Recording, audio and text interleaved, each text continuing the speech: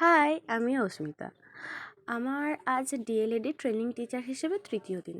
আজকেও স্কুলে যাব, বাচ্চাদের সাথে সময় কাটাবো। আমার বেশ ভালোই লাগে সময় কাটাতে বাচ্চাদের সাথে। এবার আমি সকালবেলা ঘুম থেকে উঠে যেমন যেগুলো করি, বিছানা বাগিয়ে ঝাঁট দিয়ে ফ্রেশ হয়ে একটু ওটস খেয়েছিলাম, খেয়ে নিয়ে পড়াতে গিয়েছিলাম, পড়িয়ে এসেছি, এসে ব্যাগ গুছিয়েছি, টিফিন গুছিয়েছি, ঝাঁট দিয়েছি।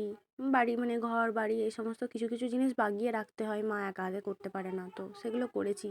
করার পরে টিফিন ফিফিন গুছিয়ে নিয়ে আমি স্নান করতে চলে গেছিলাম। স্নান করে এসে রেডি হয়েছি, আর আমি আজকে শাড়ি পরেছিলাম।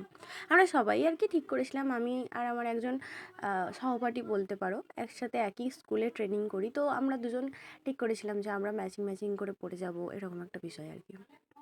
তো পরে গেছিলাম। আর তারপরে এসে মানে স্নান করে এসে আর কোনো সেরকম ক্লিপ নেওয়া হয়নি। আর ভাত খেয়েছি, ভাত খেয়ে রেডি হয়ে বেরিয়ে গেছি।